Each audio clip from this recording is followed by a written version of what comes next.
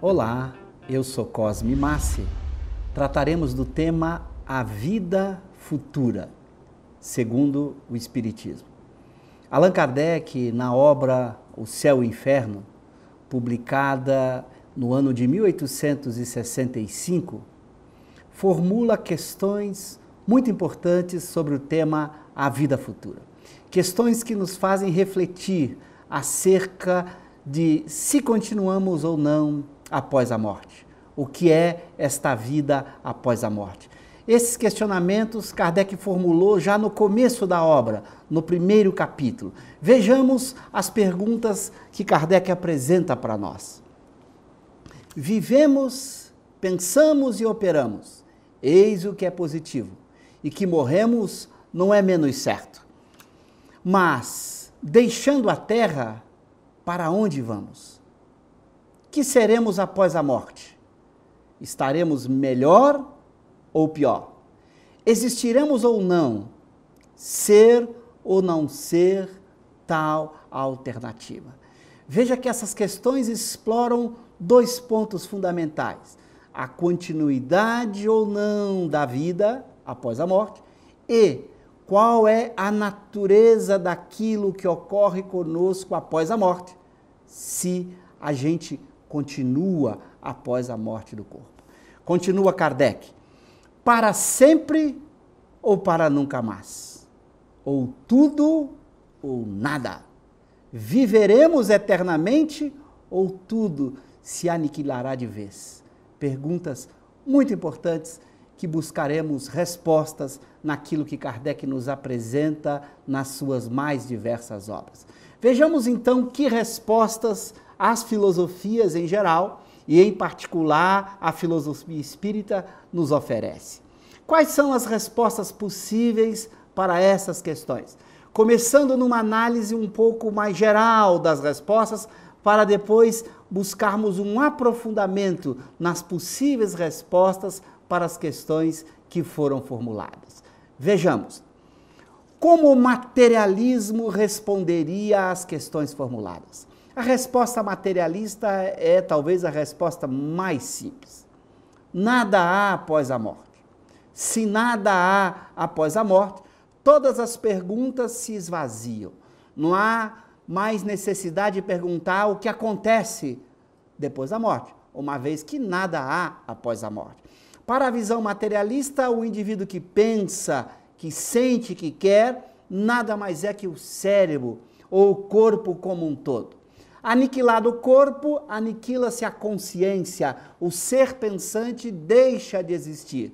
Portanto, para o materialista, todas as questões sobre a continuidade ou não da vida estão simplesmente respondidas. Não há nada após a vida corporal, portanto, não adianta para o materialista nenhum questionamento sobre a vida futura. A vida é apenas a vida presente, a existência corporal, que dura o tempo que durar, é a única existência para o materialista. Então, a resposta materialista é bem simples. Nada há após a morte. Somos um corpo que desaparece com a morte. A nossa consciência, nossos pensamentos, nossos sentimentos desaparecem com a morte do corpo. Para o espiritualismo, no entanto, a resposta é diferente. O espiritualista defende a tese de que a alma existe antes e depois da morte do corpo. Então, para o espiritualista, o ser que pensa, que sente e que quer, não é o cérebro, não é um corpo, é uma alma, que existiu antes do corpo ser criado, ou foi criada no momento antes do corpo surgir, e que após a morte do corpo, continua a sua existência. Então, a resposta do espiritualismo em geral é pela existência de um ser pensante, que não é o cérebro, que não é o corpo físico, e este ser pensante prossegue sua existência após a morte do corpo. São duas respostas possíveis na postura materialista ou na postura espiritualista. Veja que a resposta espiritualista tem uma generalidade muito ampla. Por isso, muitas doutrinas espiritualistas podem apresentar detalhes diferentes a partir da resposta espiritualista que foi dada. As diferenças dessas respostas ou desses detalhes é que fará a diferença entre as diversas correntes de espiritualismo.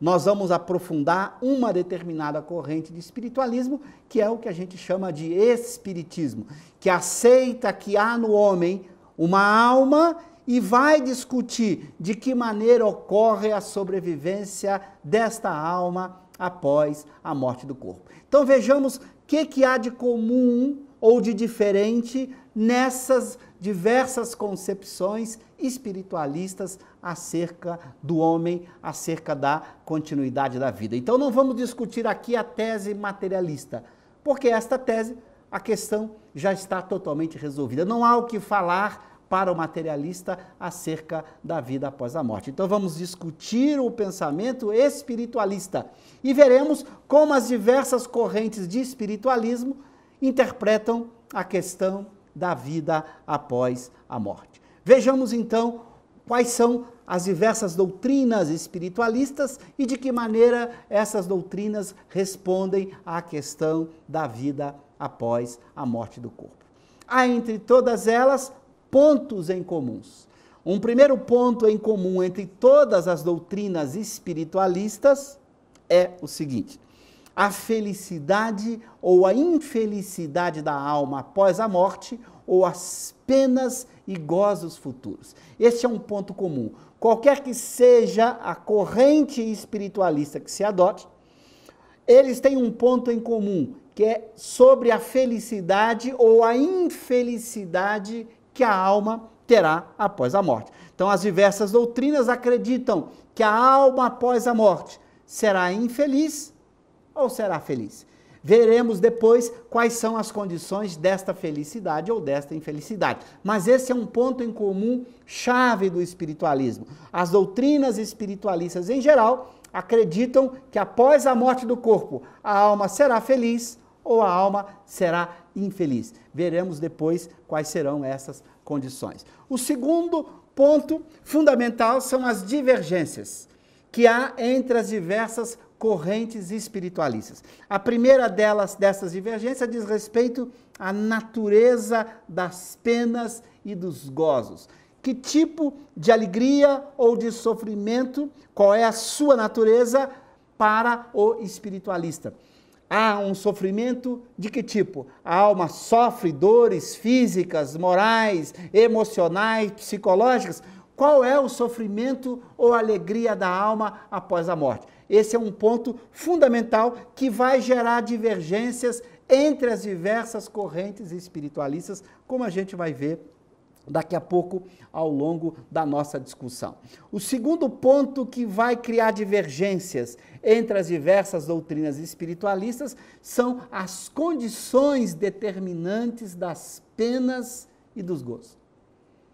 Se eu vou sofrer após a morte do corpo, o que vai determinar esse sofrimento?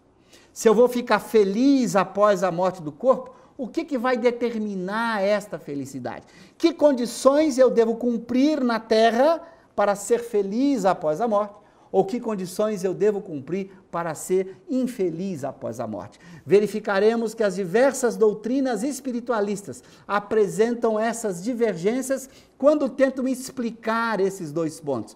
Qual é a natureza das penas e quais são as condições que determinam essas penas. De acordo com a postura espiritualista, você terá elementos de diferenças fundamentais quanto a esses dois pontos: natureza e condições das penas futuras. Vejamos então como as diversas concepções espiritualistas discutem a natureza das penas e dos gozos. Em geral, as chamadas religiões tradicionais, que fazem parte do chamado espiritualismo em geral, porque, lembrando, para aqueles que ainda não refletem adequadamente sobre o termo espiritualista, o espiritualismo nasce por oposição ao materialismo.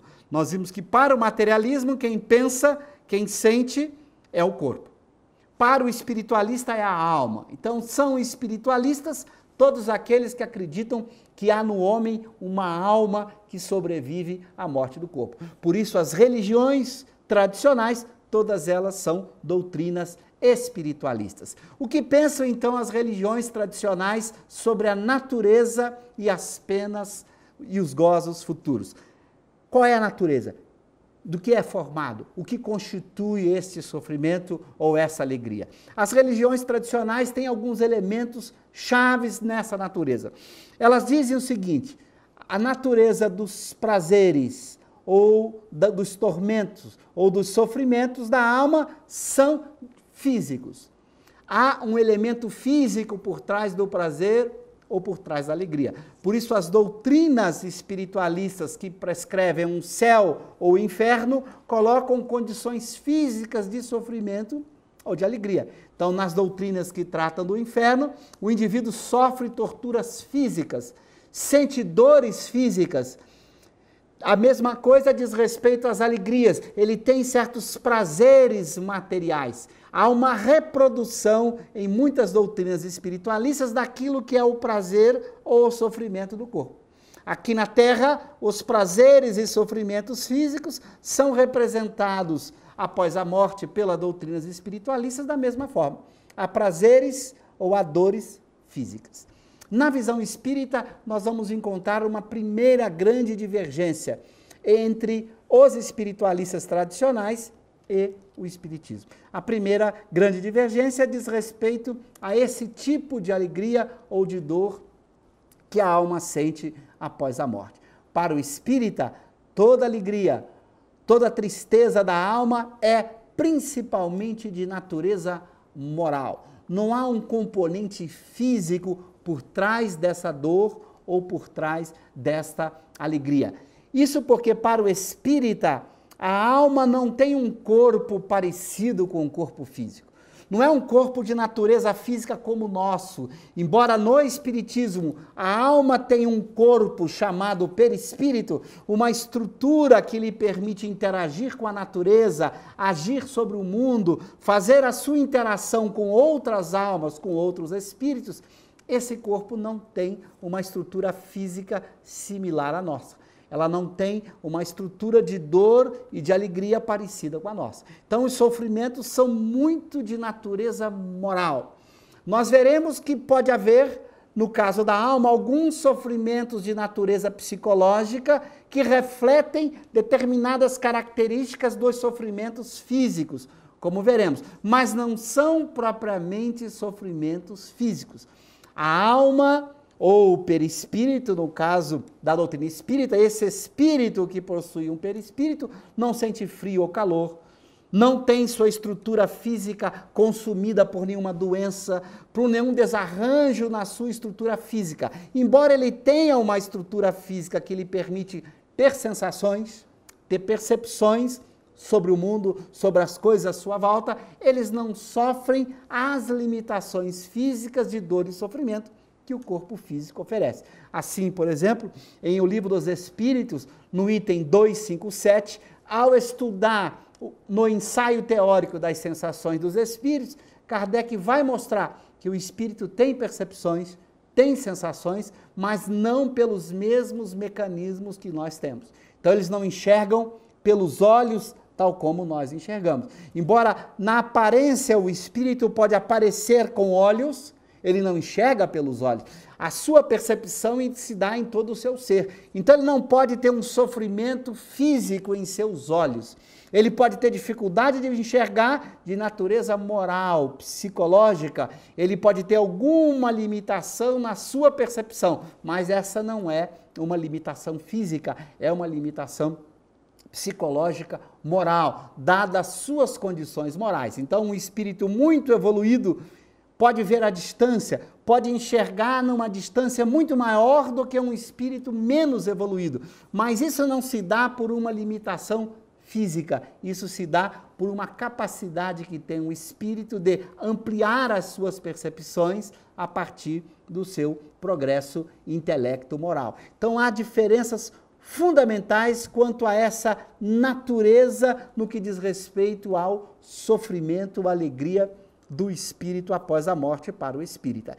Então o espírito vai ter angústias, dores morais, remorsos, tristezas, vai sentir muitas das nossas paixões, como ciúme, inveja, raiva, que são dores profundas na alma, mas ela não vai ter reflexo na sua estrutura física, como ocorre com a gente no mundo corporal. Se nós estamos, por exemplo, com algum distúrbio psicológico aqui na Terra, esse distúrbio costuma produzir doenças físicas, desarranjos no nosso corpo. Quer dizer, o psicológico se reflete no físico e o físico no psicológico quando estamos na Terra. No caso do espírito, isso não acontece.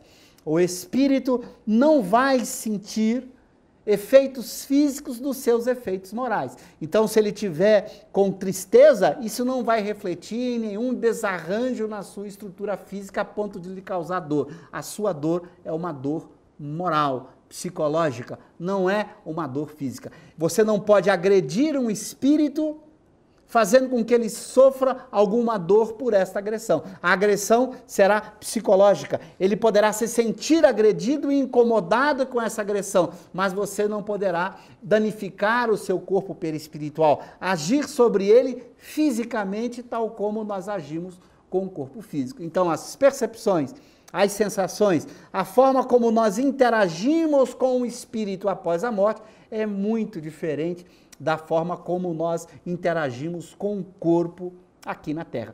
Essas diferenças criam dificuldades para explicar o processo. Eu não posso raciocinar por analogia. Eu não posso olhar para mim enquanto estou no corpo, analisando como se dão os fenômenos físicos ou biológicos e tentar pensar o espírito da mesma forma. Aí eu acabo cometendo analogias indevidas, cometendo erros indevidos, porque eu penso na alma após a morte, analogamente a que eu penso no corpo. Eu não posso fazer esse erro de achar que o perispírito é análogo ao corpo físico, tem uma estrutura de órgãos e de funções parecidas com a nossa. Essa não é a visão que Kardec nos coloca. Kardec vai dizer que o espírito percebe por mecanismos que nós desconhecemos e que não podem ser explicados por analogia. Assim, você não pode prender um espírito fisicamente falando, você não pode açoitá-lo, você não pode colocá-lo em algum lugar para que ele receba torturas físicas. É o caso, por exemplo, da doutrina religiosa tradicional de você ter uma região, um inferno, onde o espírito é colocado numa fornalha em que ele ali é aquecido sem morrer nunca, mas ele sente a dor da queimadura de uma fornalha.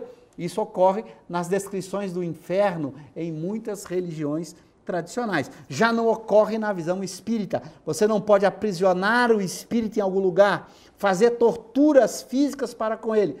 Todo o sofrimento dele é moral. Ele sente dores morais, ele pode ser envolvido psicologicamente por outro espírito pode dominá-lo psicologicamente, pode criar nele imagens horríveis, pode fazer com que ele tenha memórias de momentos muito, muito tristes em suas vidas, a ponto dele sofrer muito por aquelas memórias, por aquelas lembranças. Ele pode se sentir prisioneiro desses espíritos, psicologicamente falando, que o mantém prisioneiro no plano das ideias, do pensamento, nunca no plano físico. Não se pode aprisionar um espírito. E Kardec chega a essas conclusões fazendo experiências. Por exemplo, Kardec evoca espíritos de todos os níveis evolutivos. Isso a gente vai encontrar nessa obra que estamos examinando aqui no primeiro capítulo, que é o Céu e o Inferno, quando Kardec evoca espíritos dos mais diversos níveis. Então ele evoca um suicida, por exemplo, e vai perguntar a esse suicida como ele vive. Há um caso de um suicida evocado por Kardec que ele descreve que se vê caindo de um precipício.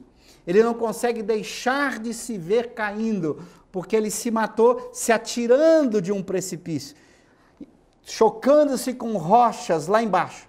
Então ele se via caindo do precipício o tempo todo.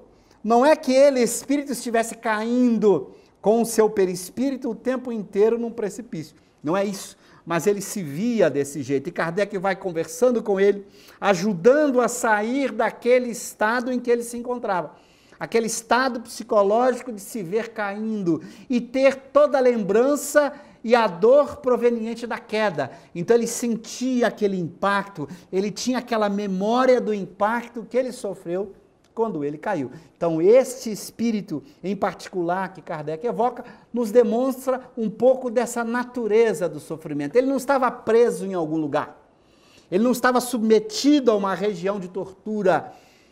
Tanto é que ele veio no processo de evocação e não relatou prisioneiro de nenhuma região ou de ninguém. Ele era prisioneiro de si mesmo, do seu mundo mental. E Kardec o evoca, ora por ele, convoca-o a sair daquele estado, ajuda-o a sair daquele estado, evoca o seu anjo guardião, o seu espírito protetor, para que o ajudasse a sair daquele estado psicológico, porque era o estado em que ele mesmo construiu para si ao cometer o suicídio daquela maneira. Então Kardec evoca vários espíritos que morreram em acidentes, que foram assassinados, evoca criminosos, bandidos, pessoas de vários tipos de vidas, e em todas elas Kardec recebe os relatos dos sofrimentos morais, dos sofrimentos psicológicos, jamais relatos de dores físicas.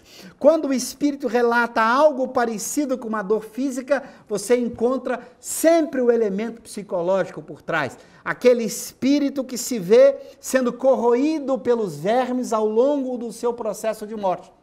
Não é que ele, espírito, está sendo corroído por vermes, já que o espírito não tem o seu perispírito como um corpo que pudesse ser corroído por vermes. Mas ele tem a lembrança daquele estado de decomposição do corpo que ele acompanhou, que ele se sentiu preso àquele corpo. Então aquele estado de decomposição provoca nele esse estado psicológico de dor e de sofrimento, a ponto dele julgar que os vermes o estão corroendo. Mas é um estado psicológico e não algo físico dos vermes destruindo a sua estrutura perispiritual. Então há, como diz Kardec, elementos físicos nesse elemento psicológico, mas o sofrimento é moral, não é físico no sentido em que nós chamamos um sofrimento ocasionado no corpo biológico, um corte, uma agressão física, alguma coisa que esteja atuando sobre o sistema nervoso, produzindo uma dor localizada, porque no corpo a dor é localizada, ela tem uma estrutura que você pode identificar, perdeu um dedo, perdeu um braço, teve uma agressão em determinado órgão. No perispírito não é assim. A dor não está localizada em algum lugar que o espírito sentiria. Então esse espírito não tem um corpo com órgãos que ele pudesse sentir dores físicas naqueles órgãos.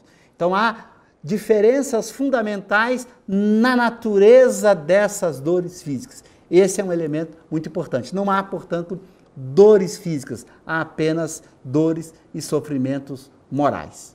Um outro elemento importante das diferenças entre as doutrinas tradicionais e o espiritismo, com respeito à natureza das penas e dos gozos futuros, diz respeito ao tempo, ao período de tempo do sofrimento ou da alegria. Vejamos então o que pensam tanto as doutrinas tradicionais quanto o espiritismo. Nas doutrinas tradicionais, a natureza das penas tem a ver com a eternidade delas. O espírito vai sofrer por toda a eternidade ou vai ficar feliz por toda a eternidade. Muitas das doutrinas tradicionais apresentam a noção de céu e inferno baseado exatamente nesta visão de tempo. Você vai para o inferno e jamais sairá de lá. Ou você vai para o céu e jamais sairá de lá. O inferno representando o sofrimento físico eterno e o céu representando um prazer e uma alegria também com ingredientes físicos por toda a eternidade. No caso da doutrina espírita, isso é diferente. Tanto o sofrimento quanto a alegria, ela depende do progresso moral realizado, ou seja, o espírito vai ficar no seu estado de tristeza moral ou de alegria moral, de felicidade ou de infelicidade, dependendo do progresso intelecto-moral realizado. Vamos tentar entender isso. Se, por exemplo, eu aprendi a dominar as chamadas paixões ruins, se eu não tenho ódio, rancor, mágoa, tristeza, se durante a vida na terra eu fui capaz de dominar essas paixões ruins, esta alegria natural que decorre de quem tem eliminado em si esses sentimentos ruins, é uma alegria que estará com ele. Então ele vai manter-se nesse estado de alegria porque ele venceu exatamente essas paixões quando viveu na terra. E esse estado de alegria estará de acordo com suas emoções. Se ele preservar-se constantemente, dominando absolutamente essas paixões, essa alegria pode durar para sempre. A sua dor, o seu sofrimento, que poderá surgir exatamente no momento em que esse espírito vive as emoções ruins, vai continuar com ele esse sofrimento, essa tristeza, enquanto ele cultivar essas emoções ruins. Então, quem cultiva ódio, mágoa, inveja, ciúme, revolta, permanece triste e infeliz, tendo dentro de si as emoções próprias que esses vícios estabelecem. Essas emoções ruins vão continuar com ele até que ele abandone esses vícios morais. Quando ele abandona os vícios morais, o sofrimento desaparece. Portanto, o sofrimento que ele sente, moralmente falando, é sempre temporário. Vai durar até que ele se renove espiritualmente falando. Até que ele mude o seu mundo interior, esse sofrimento continua com ele. Então o espírito terá limitações de percepção, limitações de locomoção, limitações a partir do momento em que ele se mantém nesse estado de perturbação. Quando ele se equilibra, quando ele se renova interiormente, essas limitações vão desaparecendo e ele vai conquistando melhores condições de existência. Então, seu sofrimento é temporário, dura o tempo necessário para que ele se reformule, para que ele encontre um novo percurso, um novo caminho, mudando a si próprio. Quando ele muda a si próprio, quando ele se transforma, sua dor, seu sofrimento moral desaparece com essas mudanças. Então, há sempre uma temporalidade na dor do espírito, do ponto de vista do espírito. Essa temporalidade limitada é garantia de que é ele o construtor da sua felicidade. Quando ele evoluir o suficiente para construir em si as emoções do amor, do bem, o seu sofrimento desaparece na mesma proporção. Então, para o espírita, não há jamais sofrimento eterno. O sofrimento vai desaparecer quando o espírito evoluir, vencer as suas dificuldades que ele traz ao longo das existências. Suas dificuldades no campo do sentimento, no campo das emoções, principalmente. São as emoções que determinam esse estado de felicidade ou de infelicidade. Trabalhar essas emoções é um grande dever. Quando ele se esforça por vencer as emoções ruins e cultivar as boas, suas dores, seus sofrimentos vão diminuindo. Então essa é uma diferença fundamental. A outra diferença diz respeito ao lugar onde ocorre a natureza desses sofrimentos. Onde ocorrem esses sofrimentos? Para doutrinas espiritualistas tradicionais, esses lugares são definidos, determinados. Então o espírito sofrerá em determinado lugar ou sentirá felicidade em outro lugar. Para os espíritas a questão não é assim. A felicidade ou a infelicidade, ela ocorre onde o espírito estiver, porque é um estado interior. Onde ele estiver, ele estará feliz ou infeliz. Não é o mundo físico ou o lugar físico onde ele se encontra que vai ser o elemento definidor de sua felicidade. Então, um espírito bom da escala espírita, aquele que só pensa o bem, só vive o bem, ele estará sempre feliz, não importa o mundo onde ele se encontra. Não importa o planeta em que ele vem habitar ou a região do plano espiritual onde ele se encontra. Ele estará sempre feliz, ele estará sempre bem. Então não há regiões infernais na visão espírita, nem regiões celestiais. Onde a alma estiver, ela levará consigo a felicidade ou a infelicidade que ela construiu para si, dentro dela mesma. No combate de suas emoções, no enfrentamento dos seus vícios, ela estará feliz não importa aonde ela esteja. Então, na visão espírita, não há um lugar determinado para dores ou para alegria. O espírito estará triste ou alegre de acordo com o seu estado interior. É o seu mundo interior que determina a sua felicidade ou a sua infelicidade. Não é um mundo fora dele. Claro que você pode raciocinar em termos de correspondência entre o que está no mundo interior e os recursos que o espírito se utiliza. Por exemplo, um espírito muito evoluído vai ter que viver em planetas cujo corpo físico não seja como o nosso. Um corpo que causa naturalmente dores e sofrimentos. Então ele vai habitar um planeta em que a natureza corporal daquele mundo vai lhe dar muito mais equilíbrio e segurança. Então ele não vai habitar um mundo como o nosso. Ele poderá vir aqui em encarnações de missão, passando um curto período aqui, mas a sua vida se dará em outros planetas felizes, onde a estrutura física não é como essa.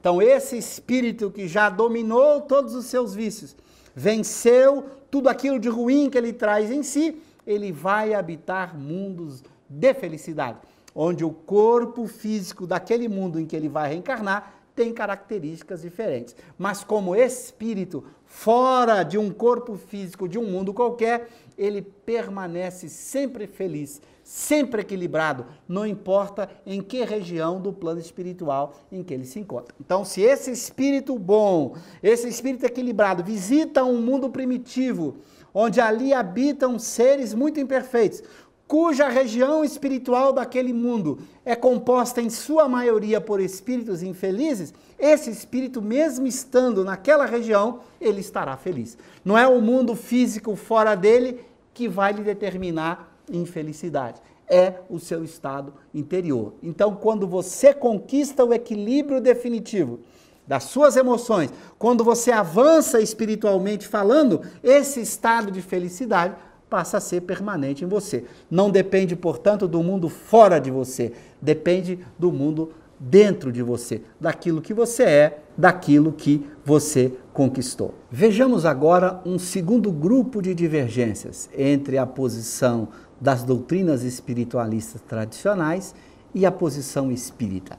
Este segundo grupo diz respeito às condições determinantes das penas e dos gozos. O que determinam essas penas e esses gozos? Sabemos que na concepção espiritualista tradicional há elementos físicos determinantes que fazem parte da natureza dessas penas. Na posição espírita, a natureza é moral, mas o que determina uma coisa ou outra? Quando é que eu vou ter dores ou alegrias? O que vai determinar isso? Vejamos como as doutrinas encaram a questão. Nas doutrinas tradicionais, ter ou não uma fé ou uma religião especial é uma condição determinante para o indivíduo, por exemplo, ir para o céu. Então, o indivíduo irá para o céu, em algumas doutrinas, se ele acreditar em alguma coisa. Ter uma crença, ter uma fé é uma condição, para algumas doutrinas religiosas, para que ele vá para o céu, para que ele vá ser feliz. Então, a felicidade seria determinada por uma crença, por um tipo de crença. Se essa crença estiver de acordo com aquele ponto de vista religioso, esse indivíduo poderia ir para o céu. Um outro elemento forte é a crença em dogmas particulares. Então, algumas doutrinas religiosas propõem dogmas. Se o indivíduo acredita nesses dogmas, ele poderia ficar feliz após a morte, porque essa crença seria o amparo para a sua felicidade após a morte. Ele iria para o céu se ele adota esses dogmas. Ou então, ou conjuntamente, certas práticas exteriores de adoração e de culto. Então, se o indivíduo praticar determinadas coisas, fisicamente falando, ele vá a determinado tempo religioso, ele ore de determinada forma, ele cumpra os seus deveres religiosos, para algumas crenças religiosas, esta crença, essas práticas, fariam com que ele fosse para o céu. Então, ir ou não para um estado de felicidade dependeria das crenças. Por outro lado, Se o indivíduo não tivesse aquela crença religiosa, não fizesse aquelas práticas religiosas, ele poderia ir para o inferno ou para uma região de infelicidade. Então, doutrinas religiosas tradicionais costumam colocar como condição de ir para uma região feliz ou infeliz suas crenças e todos os ingredientes ou consequências próprias dessas crenças, todas as práticas, todos os dogmas e tudo aquilo que envolve a crença religiosa. Aqui é uma diferença fundamental entre a visão espírita e muitas dessas visões tradicionais. Na visão espírita, a crença não é o elemento chave. O indivíduo, inclusive, pode acreditar no espiritismo, pode aceitar todos os princípios espíritas e, mesmo assim, ficar numa situação infeliz após a morte. O que determina a felicidade ou a infelicidade na visão espírita não é definida pela crença que a pessoa adota. No espiritismo, a felicidade está na razão direta do progresso intelecto-moral realizado, a cada um segundo as suas obras. É aquilo que o indivíduo é no seu mundo interior que vai determinar a felicidade ou a infelicidade dele. Aquilo que ele vive, a forma como ele vive, como ele leva a vida, como ele se comporta na vida material, é que determina a sua felicidade ou a sua infelicidade. Mas não é simplesmente um comportar-se de fora, uma aparência de virtude. É preciso ser virtuoso. Não basta eu ter a aparência de que conquistei determinadas virtudes. De fato, eu preciso conquistá-la. A virtude é aquilo que vai determinar a minha felicidade futura, independente da crença que eu venha adotar. Eu posso mesmo acreditar em outra coisa. Eu posso ter uma crença, inclusive, materialista. Eu posso acreditar que a vida acaba com a morte. E mesmo assim, se a minha vida for virtuosa, eu estarei numa condição feliz após a morte. Se eu acreditar e não viver a própria crença, no caso da crença espírita, não adianta. Não basta ter uma crença, é preciso ser aquilo que a crença espírita coloca para você. Então, as condições de infelicidade ou de felicidade são determinadas por aquilo que o indivíduo é, pelo seu comportamento, pela forma de ser e de agir, não por aquilo que ele acredita. Essa é uma diferença muito importante, porque essa diferença significa que não há, no caso específico da doutrina espírita, necessidade de templos de adoração, de lugares específicos onde você mostra a sua crença. Então essa é uma diferença muito importante.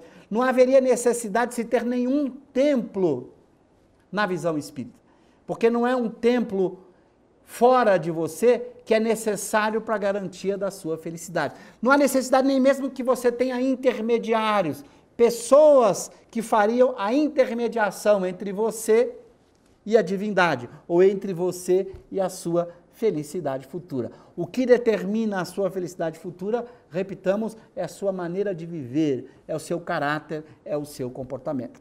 Para chegar a essas conclusões, o Espiritismo não apresenta isso como uma hipótese teórica, como apenas um raciocínio. Kardec evoca os espíritos de vários níveis evolutivos. Evoca espíritos de criminosos, de pessoas equivocadas, de pessoas que foram viciadas na vida, pessoas que tiveram vários tipos de vícios morais. Evoca também almas boas, almas nobres, almas dos chamados santos, de grandes homens da humanidade. E é a partir da informação que eles forneceram a Kardec que Kardec vai tirar essa conclusão. Então Kardec vai evocar uma rainha e ela vai contar o quanto ela estava infeliz. Ela não era, após a morte, nenhuma rainha. E ela vai dizer que ela se sentia inferior aos servos. E ela, ao comparar com alguns daqueles que a serviram, ela vai dizer que gostaria de estar no lugar deles. Porque lá no plano espiritual ela se sente muito mais inferior. Ela sofre muito mais do que muitos daqueles que a serviram quando ela foi rainha na terra. Então ela vai dizer que a condição de infelicidade dela estava na razão direta da vida que ela levou, como ela levou uma vida fútil, vulgar, sem realizar o bem, sem mudar o seu mundo interior para melhor, ela estava infeliz no plano espiritual. Então Kardec vai evocar pessoas equivocadas e mostrar que o sofrimento é uma decorrência desses equívocos, dos erros cometidos, de tudo aquilo que o indivíduo fez, contrariando a própria dignidade moral. Nesse sentido, Kardec também vai fazer evocação das almas felizes, dos espíritos felizes, para descobrir que esta felicidade era uma decorrência da vida moral que esses espíritos viveram na Terra. Então, almas que se dedicaram ao bem, à fraternidade, que cultivaram as emoções nobres na terra do amor, da fraternidade, do equilíbrio, essas almas estão felizes após a morte, independente da crença que adotaram. Então, padres, religiosos das mais diversas seitas, não importa qual seita, quando buscaram viver com dignidade, são felizes após a morte do corpo. Não importa o que acreditam, mas aquilo que eles são. Então Kardec vai evocar religiosos de diversas seitas, materialistas, pessoas de diversas correntes do pensamento, e a resposta de todos é unânime. A felicidade ou a infelicidade é uma decorrência exclusiva da vida moral que levaram. Não tem nada a ver com a crença que adotaram. É óbvio que uma crença espiritualista pode servir de argumento, de estímulo, até de impulso para que ele tenha uma vida moral digna. Mas isso é apenas um meio para, não significa que é o que vai determinar a sua felicidade. Então, se o indivíduo acredita na continuidade da vida e usa essa crença como meio, como forma, como argumento para mudar o seu comportamento, ótimo. Mas é esta mudança no comportamento que vai fazer com que ele cresça, e não simplesmente a crença que ele adota. Então a crença pode servir como um mecanismo poderoso de construção de sua vida, de uma vida melhor, de uma vida mais feliz, mas não é ela que determina. Então essa diferença entre o que prega o Espiritismo e o que prega muitas doutrinas tradicionais é uma diferença fundamental para que a gente pare para pensar. Que nós devemos estudar, que a gente deva buscar a compreensão da vida da melhor forma possível, ótimo. Que as ciências são importantes, que a filosofia é importante, que todo o conhecimento é peça-chave para que a gente possa construir uma vida melhor, ninguém tem dúvida disso. Mas se esse conhecimento for letra morta, se esse conhecimento for apenas um esbanjar de intelecto, se esse conhecimento representar apenas uma compreensão diferente da realidade e não se transformar efetivamente numa mudança interior, eu vou ser infeliz após a morte, da mesma maneira. Então a minha posição social aqui na Terra, as conquistas materiais, as conquistas intelectuais são importantes, mas não são determinantes da minha felicidade ou da minha infelicidade após a morte. Então esse é um dado fundamental. Kardec vai descobrir que os aspectos morais são os determinantes da felicidade ou da infelicidade do indivíduo, mas não aspectos morais no plano do conhecimento, do plano teórico, aspectos morais que se refletem numa mudança moral profunda, no plano das emoções, dos sentimentos. Então, se eu sinto raiva, ódio, inveja, ciúme, essas emoções determinam infelicidades após a morte. Então, combatê-las, modificá-las, mudar as minhas emoções, os meus sentimentos, é peça-chave na determinação da minha felicidade futura. Então, se a gente quer ser feliz, se a gente quer alcançar um estado de melhor felicidade após a morte do corpo, só há um caminho: buscar a mudança do seu mundo interior, expulsando emoções ruins que você traz dentro de você. E acredite, é possível mudar essas emoções. Muitas pessoas pensam que as suas emoções são aquilo que simplesmente acontece com ela, que ela tem pouco domínio sobre elas, mas não é isso. Nós podemos alterar as nossas emoções. Se nós sentimos raiva, podemos fazer exercícios para desaparecer com essa raiva e não voltar a sentir novamente a raiva. Se a gente sente ciúme, nós podemos trabalhar isso de forma a não sentir mais ciúme. Se a gente sente inveja, nós podemos combater essa emoção ruim para que a gente conquiste outras emoções mais nobres, mais grandiosas. Esse esforço de dominar-se, mudando a sua natureza moral, é o grande desafio de cada um de nós. Se nós não trabalharmos este mundo interior, segundo o Espiritismo, nossa infelicidade após a morte é certa. Nós continuaremos levando para a vida futura as infelicidades que cultivamos na vida presente. Não há solução de continuidade nesse processo. Não há interrupção. Se cultivo emoções tristes, infelizes, ou as chamadas emoções ruins aqui na Terra, vou continuar triste, infeliz após a morte. A morte não é um salto. Não basta morrer para ser feliz. Não basta acreditar que eu vou para um lugar feliz para ser feliz. É fundamental uma mudança definitiva. Pascal, no Evangelho segundo o Espiritismo, numa mensagem admirável, vai falar deste verdadeiro capital, desse elemento chave para a conquista da felicidade futura. E Pascal vai dizer que quando você vai fazer uma viagem, você procura fazer todos os preparativos para essa viagem.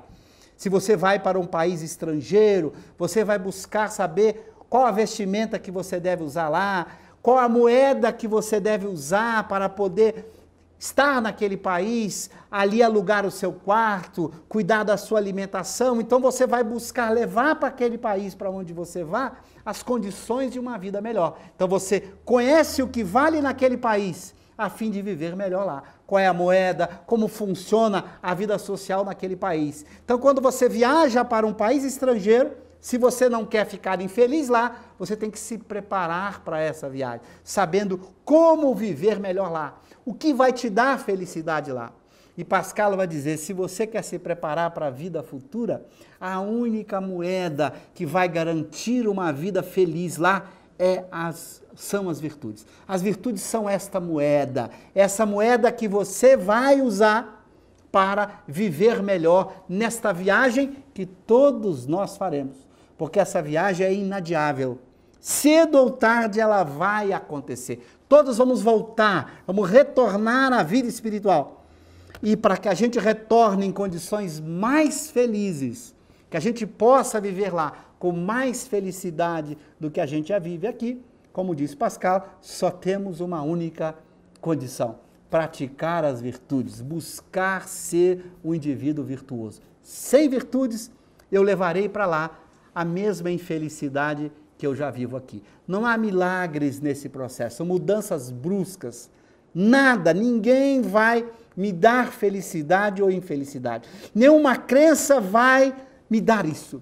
Apenas eu serei capaz de me dar essa felicidade se eu trabalhar fortemente na conquista dessas virtudes. Por isso a importância para o Espiritismo das virtudes. Esse é um tema muito importante que Kardec vai abordar em várias obras. As virtudes são aquilo que eu mais preciso como garantia para a minha felicidade. Então, quer ser feliz? Deseja uma vida futura melhor? Quer encontrar uma situação melhor após a morte? Seja virtuoso. Busca a virtude já, agora. E a virtude, para ser conquistada, tem que ser trabalhada diariamente. Todos os dias de nossa vida, precisamos trabalhar para vencer a inveja, o ciúme, a raiva, a mágoa, o ódio. Esse é um trabalho constante, diário, com esforço para conquistar a humildade, a benevolência, a indulgência, o perdão, todas essas virtudes fundamentais propostas pelo Cristo, estudadas por Allan Kardec e por diversos espíritos. Essas são as virtudes que nós precisamos trabalhar. Se não trabalharmos, não seremos felizes. Então está em nossas mãos. Ou a felicidade ou a infelicidade na vida futura. O que vai ser de nossa vida futura está exclusivamente nas nossas mãos. Viver hoje para construir um amanhã melhor. Praticar hoje para ser amanhã mais feliz. A escolha é nossa. Se não fizermos isso, se continuarmos com os mesmos vícios, continuaremos infelizes após a morte. Teremos que voltar novamente num processo evolutivo permanente, até que a gente decida seguir o único caminho possível. O único, não há outro. O caminho da conquista das virtudes. O dia que fizermos isso, seremos verdadeiramente felizes. O desafio está posto, que cada um de nós decida e faça a sua escolha. Como ir para uma vida futura melhor? Como conquistar a felicidade futura que tanto almejamos? Está em nossas mãos. É aí que o Espiritismo nos ajuda fortemente. A doutrina espírita nos dá não apenas qual é o caminho, mas como a gente deve trabalhar na conquista desse caminho. Estudando as obras de Allan Kardec, teremos orientações de como praticar essas virtudes, de como fazer esse enfrentamento de si mesmo, de como lutar contra o homem velho do passado que caminha conosco há tanto tempo, há tantas existências, preso aos vícios, preso a tantas dores, a tantos sofrimentos. Como reverter esse quadro que vem conosco ao longo de tanto tempo. Construir para amanhã um futuro melhor. Eis o processo que o Espiritismo nos ajuda, nos orienta. Então não é que a crença espírita é a garantia da felicidade. Nenhuma crença é garantia da felicidade futura. Mas o Espiritismo nos oferece mecanismos preciosos, estratégias, orientações precisas que nos ajudarão à construção desse mundo melhor pela prática da virtude. Então, estudar Allan Kardec, estudar o Espiritismo, eis o nosso grande desafio, para nos fazermos melhores. Não é estudar para sermos mais inteligentes apenas, sermos mais intelectualizados, o intelecto é importante, mas é estudar para que esta compreensão mais lúcida nos ajude a sermos verdadeiramente melhores, a mudarmos o que somos, construindo um mundo amanhã muito mais feliz. Estudar Allan Kardec para viver Allan Kardec. Eis o nosso grande desafio. E aí está a questão da vida futura segundo o Espiritismo. Ela é uma realidade. A vida futura é uma realidade. Da mesma maneira que para o materialista a morte é uma realidade, para o espírita a vida futura é uma realidade. Iremos para esta vida. Não há volta, não há retorno, sempre prosseguiremos. Nunca deixaremos de existir, por mais que as crenças materialistas preguem o contrário. Que a existência da alma e sua sobrevivência é um fato espírita, uma demonstração dessa ciência espírita. Então iremos para esse mundo, para essa vida futura. Não há escapatória. Então nos preparemos para ela. Busquemos os elementos que vão nos dar esta felicidade. Lembrando ainda que para o Espiritismo, esta vida futura é muito mais longa em termos de tempo do que a vida de hoje. Um homem vive na Terra 70, 80, 90, 100 anos e ele passa a maior parte do tempo na vida espiritual, na vida futura. Façamos a escolha. Para onde queremos ir? De que forma iremos? Como será a nossa felicidade? São essas as questões que Allan Kardec colocou no começo. Para onde iremos? Como viveremos? Seremos felizes ou infelizes? Aí está a resposta espírita.